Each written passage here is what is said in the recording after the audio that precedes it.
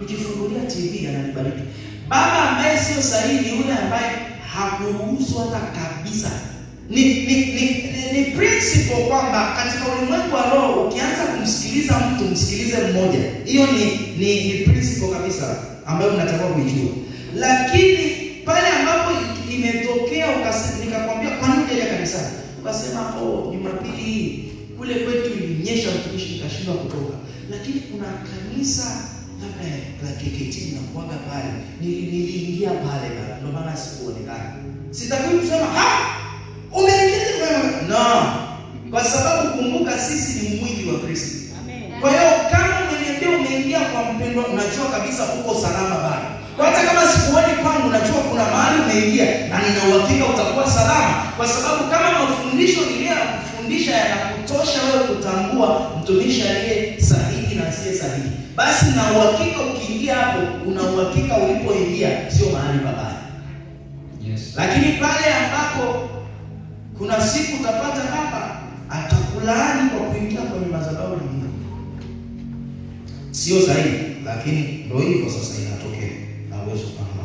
Lakini the Bible says here unaweza ukawa na walimu 10,000 lakini unakaba mmoja. Kwa hiyo hakikisha kwamba unakuwa na one man unayemuita baba. Kwa wale watumishi watano wote wakawa wanasema mimi mbona ndo wanakutumaga sana. Nasema wewe unakuona mimi pia kitumaka nasema ni zaka yake.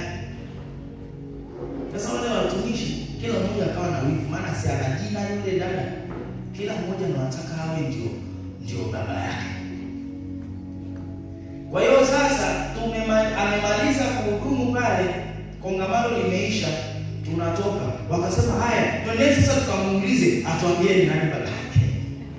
Kwa hiyo nikasema hii yote jamani ni drama tutakayokosa. Wakasema hapana haiwezekani. Twende akatuambie. Tukaongozana. Amefika kwanza alipowaona wote wanne. Akajua kabisa kwamba hapa leo chamtema kuni. Haleluya. Amen. Kwa hiyo akamuuliza, wewe baba yako ni nani? Akasema nyie wote. Akasema mnaga, wewe ukazaliwa na baba wote wanne. Ni nani baba yako? Akasema kati yenu hayupo. Kwa hata hao watano ana baba mwingine ambaye ndio. Sasa unakuta ni mixture hiyo. Huwezi ukaishi hivyo kama Mkristo. Huwezi ukaishi hivyo. Kwa hiyo nikaambia watumishi wa Mungu mmeshaambiwa nyie sio baba yake. Twendeni hotelini tukapumzika. Tena kongamano kesho linaendelea. Haleluya. Amen. Wakatoka pale tumefika hotelini wanasema yule binti ataota kama atatoboa miaka 5 kwenye uimbaji hapa Tanzania. Haiwezi kutufanyia hivi. Wakaanza kutoa laana. Na kweli huyo dada una namna zaidi. Hatumuoni. Sasa sijui kama ni laana za wale au ni kuna akili. So, je, Mungu anaweza akakupa ndio mafuta andika hii mafuta yanayokutoa Misri yanaweza yasiwe mafuta yanayokufikisha Kanaani. Mafuta yanayokutoa Misri yanaweza yasiwe mafuta yanayokufikisha Kanaani. Misri walitoka na Musa, Kanaani walifika na Yoshua. Musa kuwafikisha Kanaani, Mungu alihamisha ajenda ya kuwalea Israeli kwenye mikono ya Yoshua. Sasa Musa atakuwa mtumishi wa ajabu pale ambapo Mungu anasema wewe umewalea sasa yatosha, unaishia hapa. Yoshua ndo ana take over, aanze kusema Mungu haiwezekani. Mimi hao ndo nimewataabikia. Huyo Yoshua alikuwa wapi wakati mimi nawavusha? Huyo Yoshua alikuwa wapi wakati mimi napambana na Farao? Farao ndiye ananivunjia mpaka heshima. Nimekuja zaidi ya mara 3 Misri kwa dai. Huyo Yoshua alikuwa wapi? Mbona akupambana pamoja na mimi? Ilikuwa tu ni mimi na Haruni. Basi bora umwachie hili kanisa Haruni. Musa akufanya hivyo. Alipoambiwa wewe unaishia hapa mlimani, Yoshua ndo anafikisha Kanaani, akasema it's fine. Kwa hiyo hilo ndo tatizo pia ambalo liko katika kanisa sasa.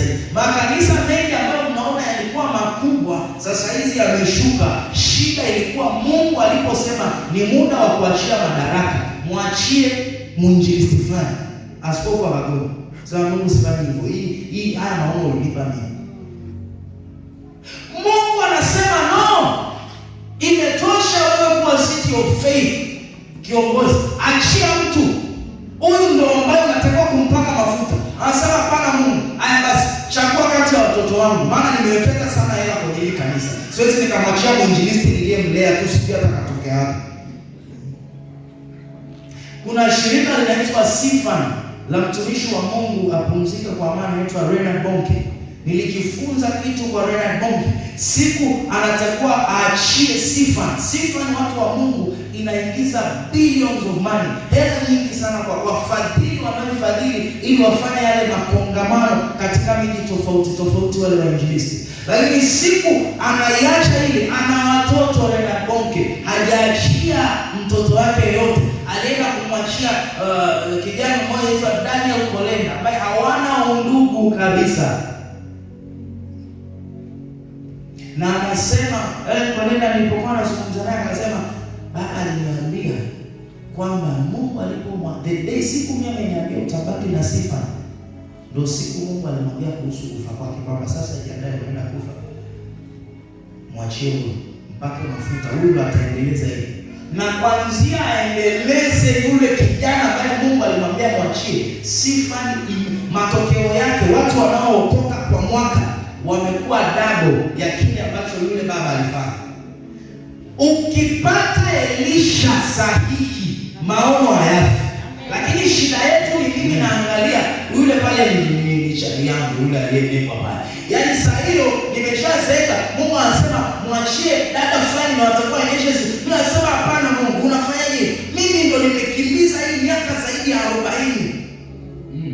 Na mwachie.